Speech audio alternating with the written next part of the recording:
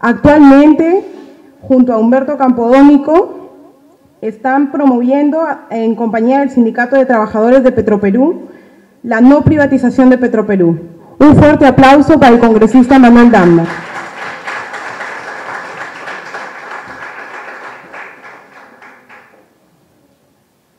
Estimado decano, le agradecemos su deferencia y su presencia. Estimados estudiantes, en primer lugar, yo no soy doctor, soy todavía estudiante. Yo entré a San Marcos, entré a la Católica, pasé a San Marcos, en San Marcos estudié Ciencias Sociales, me gradué de sociólogo, luego seguí una maestría y luego hago estudios de doctorado. Y estoy en lo que se llama técnicamente en calidad de doctorante. O sea, he terminado mis cursos, pero tengo que presentar mi tesis. O sea, soy como ustedes, un estudiante más que de vez en cuando hace labores de docente, eso sí, docente permanente de la Facultad de Ciencias Sociales de San Marcos. Yo quería que empezáramos un poco haciendo casi un juego de análisis político entre nosotros, pero con la participación de ustedes. Les voy a hacer algunas preguntas, quiero solamente que levanten la mano para poder hacer algunas evaluaciones y algunos comentarios utilizando la ciencia política sobre los temas que ustedes mismos van a plantear. ¿Cuántos tienen menos de 18 años? Ayúdenme, por favor, ustedes dos a contar. Párense y ayúdenme a contar. Menos de 18 años. 1, 2. 2. ¿Cuántos tienen entre 18 y 20 años?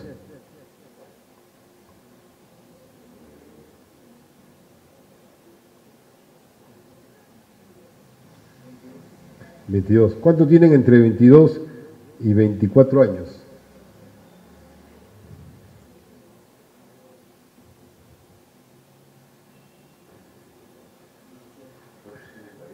¿Cuántos tienen más de 25 años a más?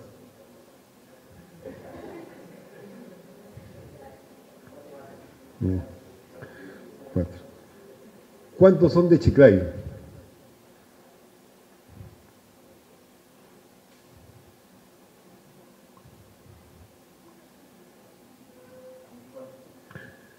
¿Cuántos son de la costa norte, que no sea Chiclayo?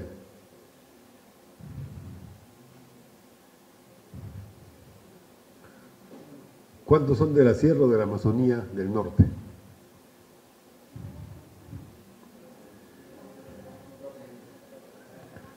12. De esos 12, ¿cuántos son de Jaén? 1, 2. Yeah.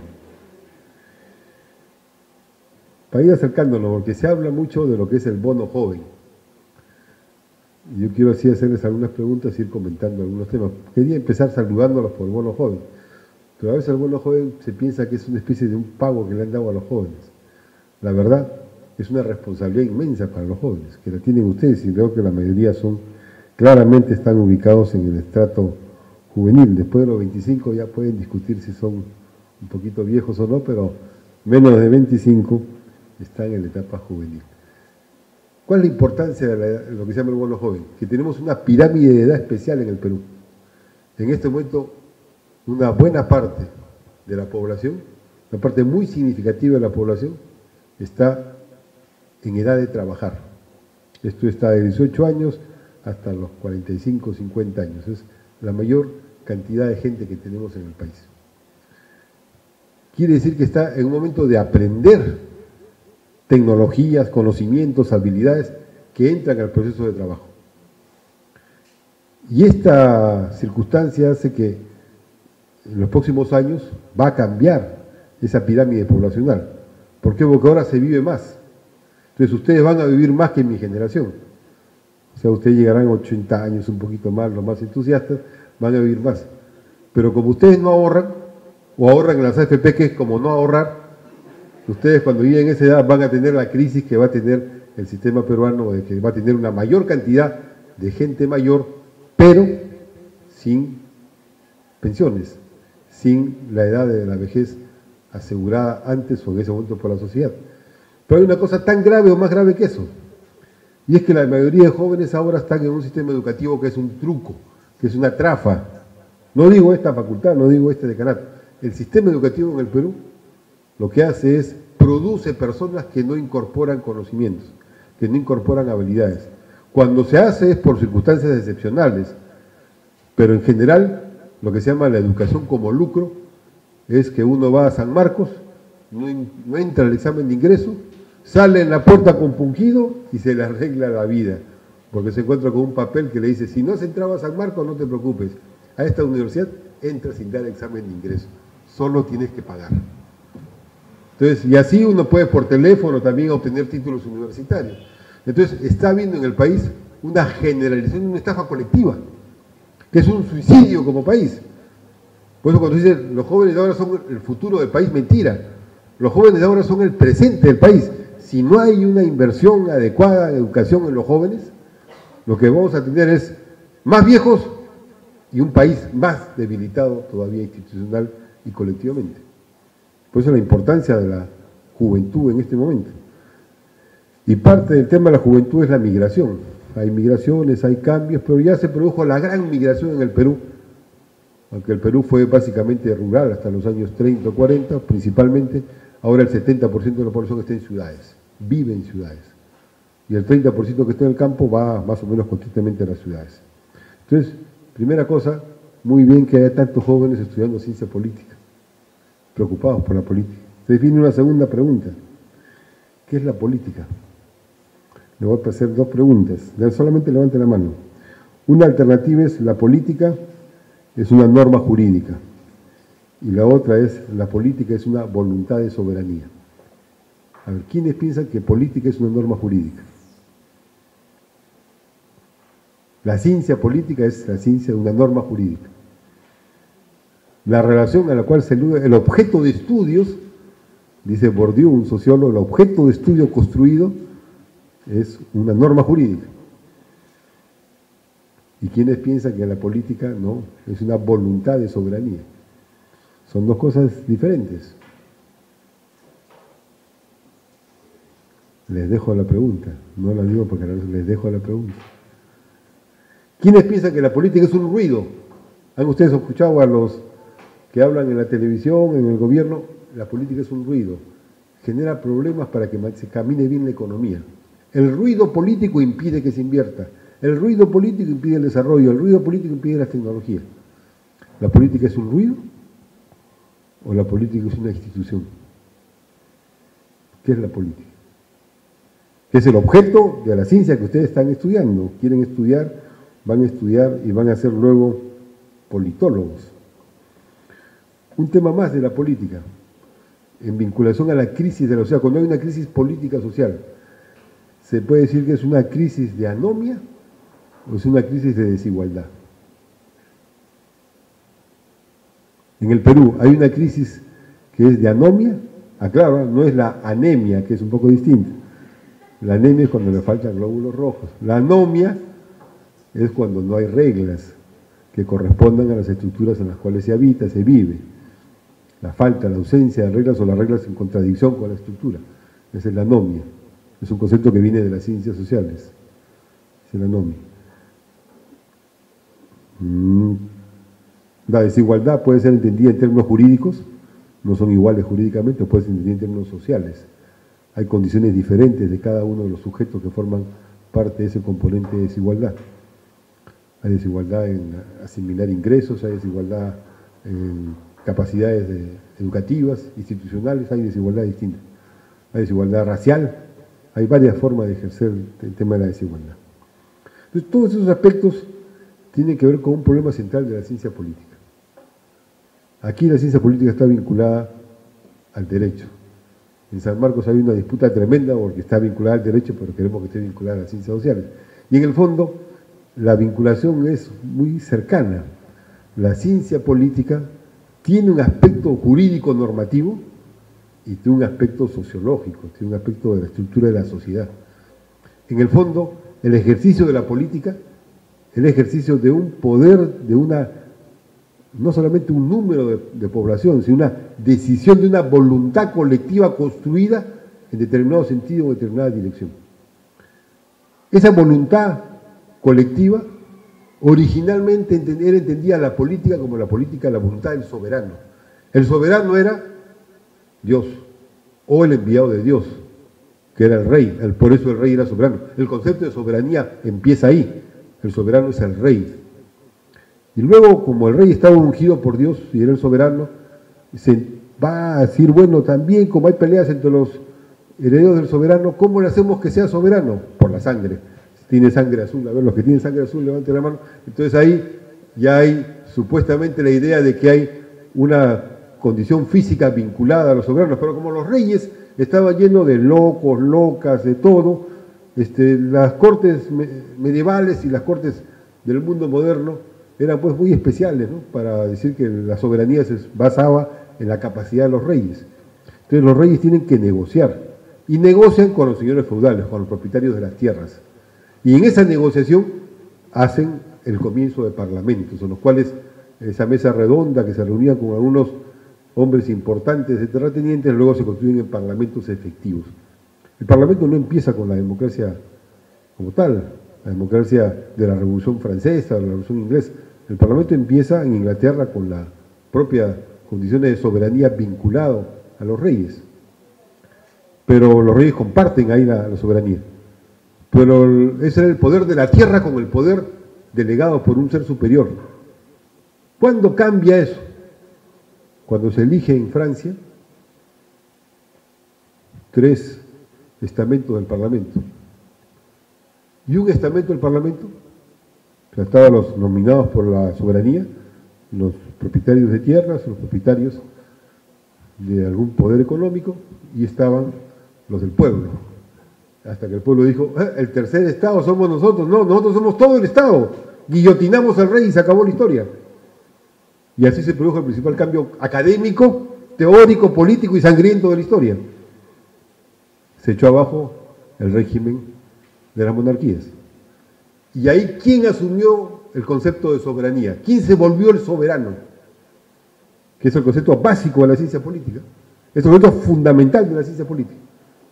El soberano se volvió no el que estaba como persona titular de un poder. O sea, el presidente ejerce soberanía, pero no es el soberano. El Parlamento tiene soberanía, tiene poderes, pero no es el centro del poder. ¿Dónde está el fundamento del poder?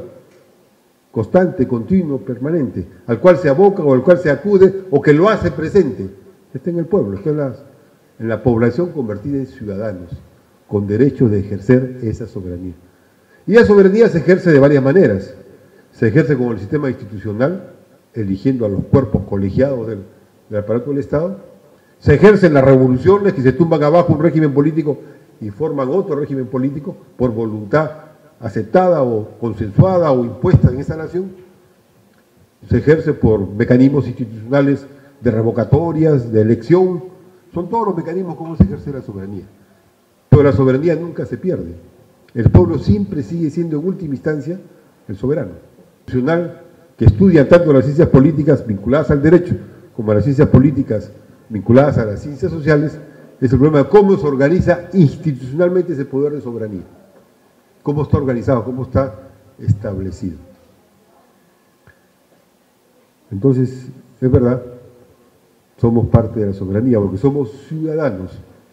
El concepto de ciudadano corresponde a la Revolución Francesa, pero también hay que ser en ese sentido claros.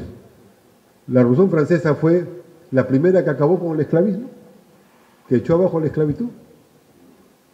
Uno diría de repente, ¿no? Espartaco fue el primero esclavo que se liberó, que decía, pero hay una cosa que se nos ha ocultado en la historia. El primer bando explícito de un mandato desde el punto de vista de ejercicio de soberanía, o sea, de un pueblo que toma una decisión de un acto de poder, de un acto político, que dice que se acaba con la esclavitud, es el bando de Túpac Amaru cuando ajusticia al corregidor Arriaga, que plantea acabar con la servidumbre y la esclavitud. El primer bando. Y después de una larga lucha, y toda la estrategia de Bolívar, su estrategia política, social y militar, está basada en el concepto de acabar con la esclavitud, porque Bolívar se levanta en armas en Venezuela, es derrotado y se va, ¿dónde? Se va a Haití, la república donde los esclavos habían ganado una revolución, habían hecho un gobierno. La primera vez que los esclavos se rebelan y construyen un Estado es en Haití. Y Bolívar hace un pacto con los revolucionarios haitianos, que toda la independencia de América del Sur iba a ser para acabar con la esclavitud. Por eso es que Bolívar tenía como concepto central de su estructuración del Estado acabar con la esclavitud. Y junto con acabar con la esclavitud en el caso de América, estaba el otro vinculación, el debate entre monarquía y república. Acabar con la esclavitud significaba ser hombres libres. Hombres libres significaba la república, en los cuales la reunión de todos los ciudadanos permite componer los órganos del poder. La monarquía lo que hace es instituye una autoridad especial que tiene algo propio de soberanía, mandado por el Papa, mandado por el rey, por la divinidad o por los caballos, por quien sea, pero mandado por alguien. Eso es en el fondo el régimen de monarquía. Y esa es la disputa que se da en la independencia de nuestros países, entre monarquía y república. Entonces en el Perú se opta por la república, se deja de lado la monarquía. Entonces la ciudadanía ahí tiene un sustento, pero ese sustento se expresaba en las relaciones de poder, y ahí viene el problema institucional. ¿Qué cosa es la institución? Es otro concepto clave en la ciencia política. ¿Qué cosa es institución? Uno dice la institución, y algunos se ponen nerviosos porque dicen la institución más conocida que vas a tener problemas es la institución del matrimonio. No, la institución es una cosa también eso, pero es más amplia. O sea, la institución es convertir una regla en algo constante y permanente, que tiene en el tiempo una continuidad, una actividad. Las instituciones son regímenes, son formas que no dependen del sujeto que participa de ellas. Paradójico, porque al mismo tiempo sin el sujeto no existirían, pero las instituciones no dependen del sujeto. Por ejemplo, la institución de la presidencia de la República, ¿depende de quién es el presidente? ¿Está inscrita en la piel del presidente? ¿Forma parte del tamaño del presidente? ¿De su sexo? No, es la institución. Es una regla jurídicamente definida, pero socialmente aceptada, legitimada por la sociedad. El tipo de régimen político también es un tema institucional. ¿Somos una república nosotros, centralista o descentralista? Es un tema institucional. O sea, ¿está concentrado la mayoría del poder en la presidencia de la República y en el poder ejecutivo? ¿O hay una distribución más o menos equilibrada de poder, de atribuciones de poder, de competencias de poder entre los niveles nacional, regional y local? Esa es la diferencia entre unitario y entre centralizado y descentralizado. El régimen federal es distinto. El régimen federal es cuando hay varias fuentes de poder que se ponen de acuerdo. Por ejemplo, en Estados Unidos, ¿en qué consiste el régimen federal? Los estados federales gobiernan y tienen sus competencias y se han puesto de acuerdo en que hay algunas competencias que son del presidente de la República. Por ejemplo, declarar la guerra. Por ejemplo, tener el órgano federal de investigaciones. Por ejemplo, de conducir la Fuerza Armada. Pero el resto son de los estados. Es el régimen federal. Ese régimen federal existe en México, existe en Venezuela, existe en Argentina, existe en Brasil. En el Perú no somos un régimen federal, somos un régimen unitario descentralizado. Entonces, son temas típicamente institucionales. Pero siendo institucionales, no dejan de ser temas que están basados en sujetos sociales, en actores sociales. Es de ahí la importancia de juntar el derecho con la ciencia social. Porque no se puede analizar las instituciones matando, sacando, esterilizando al actor social. Quizá donde más se ve eso es en términos de los partidos políticos. ¿Qué son los partidos políticos? Ahora que se ha devaluado tanto en el Perú. Que es otro objeto crucial de la historia, del objeto de estudio de la ciencia política. El partido político. Hace años se decía el partido político es la esencia de la relación entre el ciudadano y el poder. El partido político es la vía de transmisión, el elemento educador, es el que organiza a los ciudadanos en su vinculación con la voluntad del poder. Ah, bien, qué bien. De repente vino la televisión y la televisión difundió y las noticias ya no pasaban por el partido político. Informarse de las reglas ya no pasaba por el partido político. Informarse de los acontecimientos en la altura del poder ya no pasaba por ir al local del partido político. Si no pasa por la televisión, la gente se informa, se entera. Más aún, los medios de comunicación, ya no solamente televisión, sino electrónicos en general, establecen un vínculo directo con las personas, construyen imágenes, construyen respuestas, construyen ideas, construyen sensaciones. Entonces dice, inclusive por ahí hubo un estudio de sociología sobre una democracia digital, que ya no había que ir a votar, bastaba solamente con marcar un clic en su casa y ya está la votación. ¿Para qué perder el tiempo en ir a votar? Y hay algunos que en la ciencia social discuten mucho sobre eso, le dan a las redes sociales el carácter de sujeto político, y a veces uno los pone como sujeto político principal. O sea, lo que está en internet escribiendo todo el tiempo ahí, eso es un sujeto político, que reemplazaría teóricamente a los partidos y a los movimientos sociales. De verdad, las redes sociales son buena gente, son una forma de opinión, pero están vinculadas a un esquema que se llama el esquema multimedia, que también es un tema institucional y de los sujetos políticos. Esto es, con los modernos sistemas de comunicación, la construcción de la voluntad política tiene varios componentes comunicacionales, no uno solo. No es que un ciudadano se vincula a través del partido con las esferas del poder, sino que el ciudadano tiene múltiples esferas de comunicación. Y a través de esas múltiples esferas expresa su voluntad y también se construye la conciencia de esa situación. Entonces el ciudadano tiene, en términos reales, la discusión de si la red social es un sujeto colectivo que reemplazó a los partidos, o es un grupo de gente media que no tiene mucho que hacer y se pone a hacer ahí, o son gente que no duerme mucho en la noche y escribe, o son gente que tiene facilidad de escribir, o realmente es un sujeto activo. Es todo eso al mismo tiempo, y no lo es. De pronto las redes sociales ayer declaran que, por ejemplo, el candidato del APRA en la discusión de Lima fue el que mejor tuvo desempeño. Todo era lógico, porque con Castañeda, que no habla y no sabe hablar, y él era su oponente, era el mejor que iba a hablar. Ahora, sobre lo que dijo y su trayectoria es otra historia.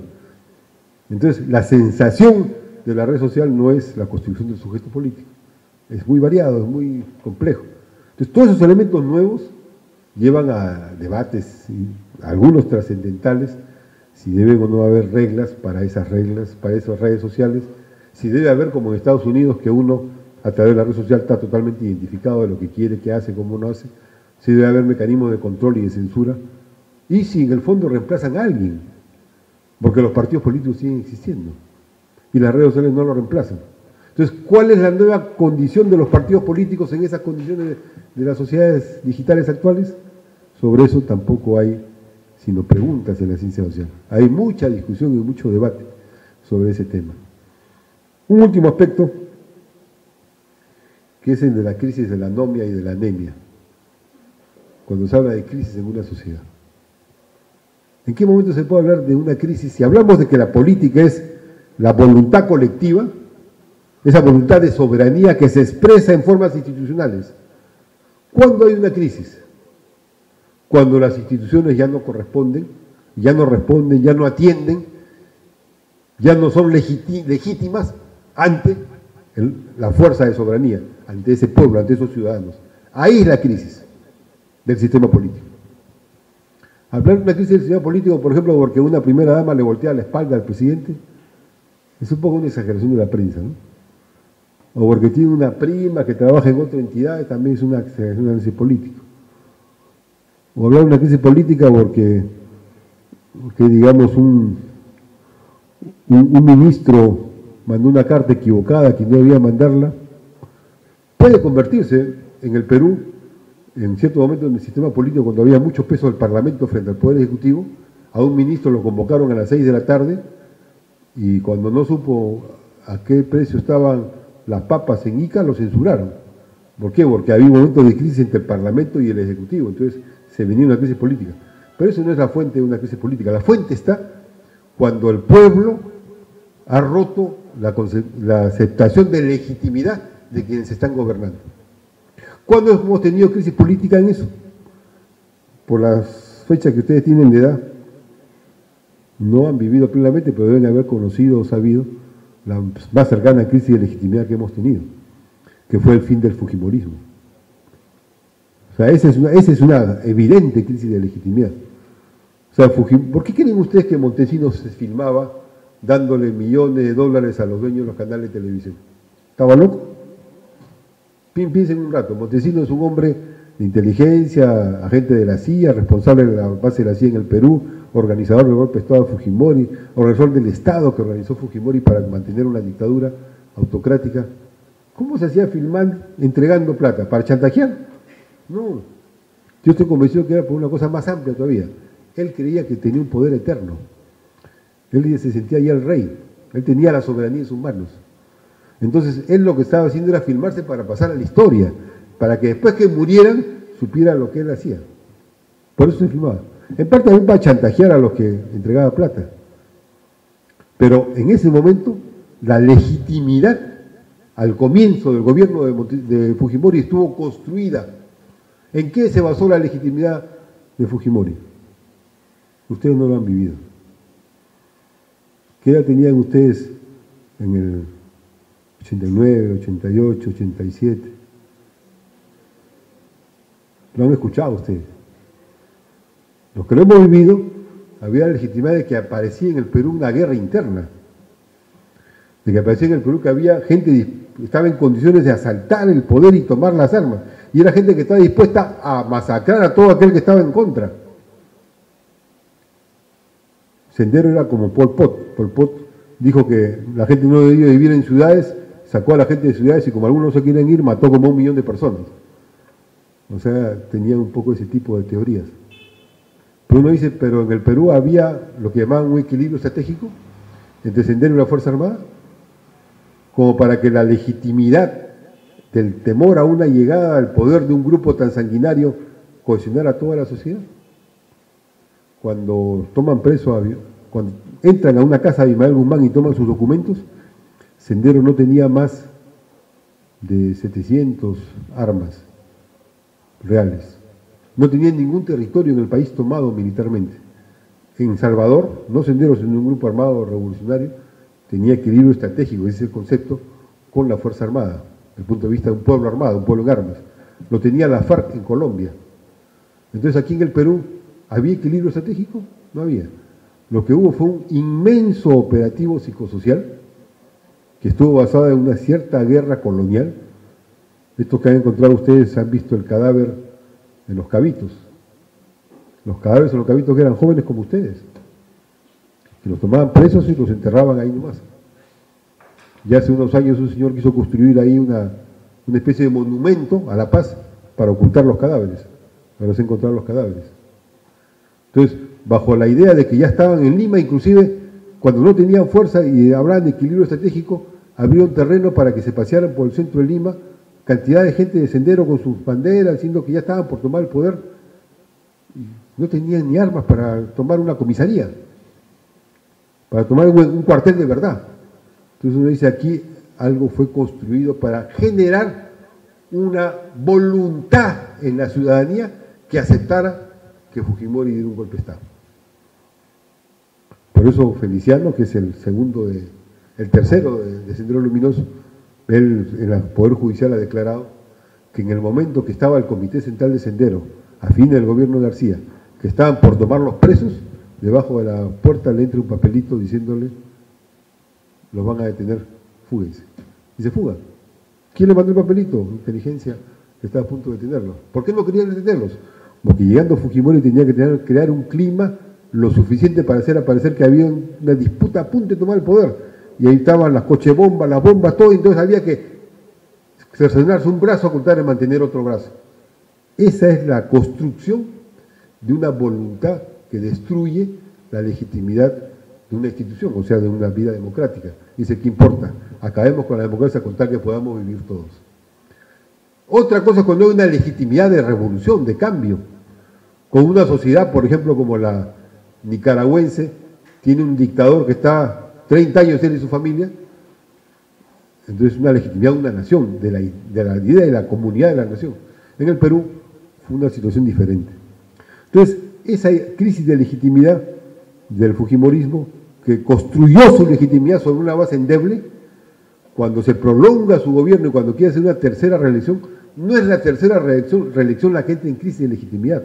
Lo que entra en crisis de legitimidad es que el pueblo se había organizado y exigía vínculos democráticos a la vida social, instituciones democráticas, respeto a esas instituciones y calidad de esas instituciones. Eso fue lo que echa abajo el intento de reeleccionista de Fujimori.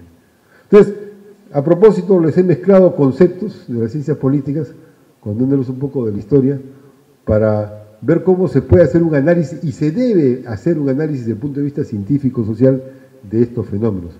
Uno puede tener su opinión política en un sentido o en otro, y además es conveniente que todo el mundo tenga... El que no tiene opinión política, como dice, eso le gustaba decir ahí a la Torre a sus coterráneos, ¿no?, a sus adherentes, decían, ¿qué es el ser humano? Un animal político. Si ustedes dejan de ser políticos, ¿qué son?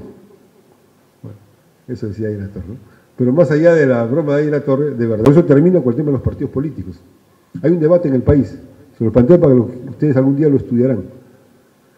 ¿Es necesario ir de un régimen plurinominal a un régimen uninominal en la elección de los congresistas? ¿Qué cosa quiere decir esta pregunta? ¿Cuál es el régimen plurinominal? Es el que tenemos ahora. Esto es, en una circunscripción se eligen a muchos candidatos. Entonces, esos candidatos tienen mayorías y minorías, que son representadas proporcionalmente. El régimen uninominal es cuando se elige un solo candidato, entre varios, ¿no? Hay 7 o 8 postulantes y hay uno solo que se elige. Es el régimen un solo nombre se elige. Está estudiado por la ciencia política que los regímenes uninominales llevan generalmente un régimen bipartidista. Esto es, se establecen 2 grandes partidos y entre esos 2 grandes partidos se dividen el poder los próximos años. El régimen bipartidista hay en Estados Unidos y hay en Inglaterra. Es característico de los regímenes bipartidistas. Generalmente los grandes grupos económicos y que dominan esas sociedades prefieren el régimen binominal porque les permite tener 2 partidos que disputan entre ellos que de alguna manera son controlados. El régimen plurinominal da mayor campo a las diversas minorías o mayorías y construye y permite variar esas mayorías y minorías, hace más fluida la expresión política. ¿Por qué? Porque permite la presencia proporcional de todas las minorías, de todos los representantes. Desde ese punto de vista, el régimen proporcional es mucho más democrático. Entonces, no hay duda de que ustedes, como científicos políticos, de aquí a unos años, estarán aportando soluciones a estos problemas que solamente les he mencionado. Pero quiero terminar felicitándolos por haber decidido entrar a una carrera que es muy compleja, que no es una carrera simple, porque su objeto mismo de estudio no está bien delimitado y sus métodos y técnicas están en discusión entre diversas corrientes y especializaciones y especialidades, pero que es en el fondo la actividad humana más apreciable que hay, que es la actividad política. Como decía Mariátegui, es la actividad más creativa, más creadora que hay, porque el acto de soberanía significa por parte de la comunidad y de los ciudadanos crear algo nuevo, resolver hacia adelante algo nuevo, tanto a nivel de la política en sí como actividad, como de la ciencia política respecto a ello. Por eso espero que ustedes cumplan con su bono joven, se especialicen bien, estudien bien, porque hay que estudiar bien el tema, tengan la cabeza abierta a todas las discusiones, a todos los conceptos, a todas las teorías, discutan con seriedad y puedan sobre esa base aportar a la gestión pública, pero más aún y sobre todo a la representación de esa voluntad de soberanía que tiene el pueblo del Perú para una patria que sea libre, justa, igualitaria, una patria como aquella que quería Javier Heró, una patria hermosa por la cual dar la vida. Muchas gracias.